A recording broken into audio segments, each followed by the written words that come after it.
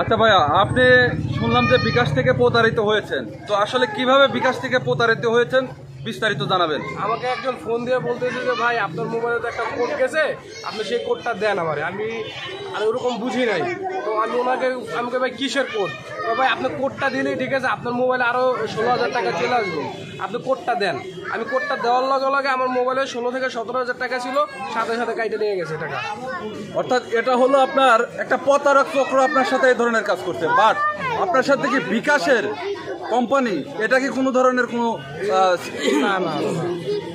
বিকাশ company তো আপনার সাথে কোনো না, বিকাশ কোম্পানি থেকে একটা প্রতারক চক্র আমাদের কোড নিয়ে আমাদের টাকা নিয়ে গেছে। বুঝতে পারছি, এটা কিন্তু আপনার ওই যে প্রতারক চক্র আপনার সাথে জালিয়াতি করে আপনার টাকাগুলো নিয়ে নিচ্ছে। বাট আমাদের প্রশ্ন হচ্ছে বিকাশ কোম্পানি অর্থাৎ আপনার নগদ নিচ্ছে, আপনার ক্যাশ আউট করলে 14 টাকা 50 পয়সা, বাট বিকাশ একই দেশে এই বাংলাদেশেই বিকাশ আপনার কাছ থেকে নিচ্ছে 18 টাকা 50 পয়সা। এই বিষয়ে যদি আপনি কিছু বলতেন, 14 টাকা 50 পয়সা কোথায় 18 টাকা 50 পয়সা? এটা তো অনেক বেশি নিতেছে বিকাশ। হ্যাঁ, এই ব্যাপারে বলেন। দেখা গেছে নগদ নিতে পারলে বিকাশ নিতে পারবে না কেন? এটা বাংলাদেশে দুইটাই কোম্পানি, একই কোম্পানি। বিকাশ আর আগে আসছে, বিকাশের সুযোগ সুবিধা আরো বেশি থাকা উচিত, কিন্তু নগদ সুযোগ সুবিধা বেশি দিতেছে, বিকাশ তো সুযোগ সুবিধা দিতেছে না, তারা অতিরিক্ত টাকা কাটতেছে। আপনাদের দাবিটা কি? আমাদের দাবিটা যে নগদ যদি 9 টাকা 18 পয়সা নিতে পারে, তাহলে বিকাশও 9 টাকা 18 পয়সা টাকা নেই, 14 টাকা 18 পয়সা নেই। এই দাবি। আর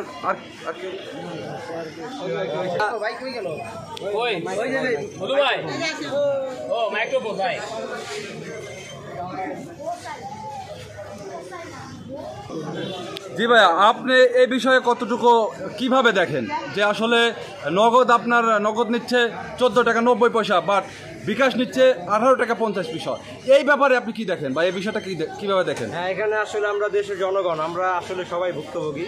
ঠিক আছে, আমার একার সমস্যা মানে সবার সমস্যা মানে আমার সমস্যা, যেহেতু আমরা বাংলাদেশি সবাই এক ভাই।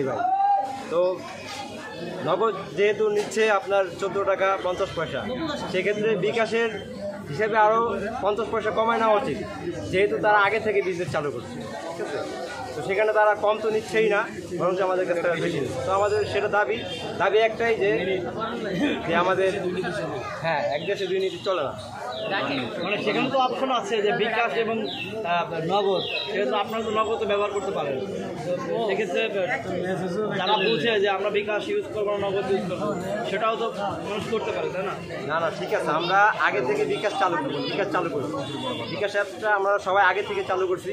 তো আমরা মানুষ কিন্তু অভ্যাসের দাস, আমরা এক পর্যায়ে অভ্যাসে পরিণত হয়ে গেছি। ঠিক আছে, তো আমাদের টাকা ট্রান্সফার করার নাম আসলে আগে বিকাশের নামটা চলে আসে বাসায়। ঠিক আছে, এই সুযোগটাই তারা কাজে লাগাইতেছে, হয়তো বা আমরা সাধারণ জনগণ তাই মনে করবো, এই আর কি।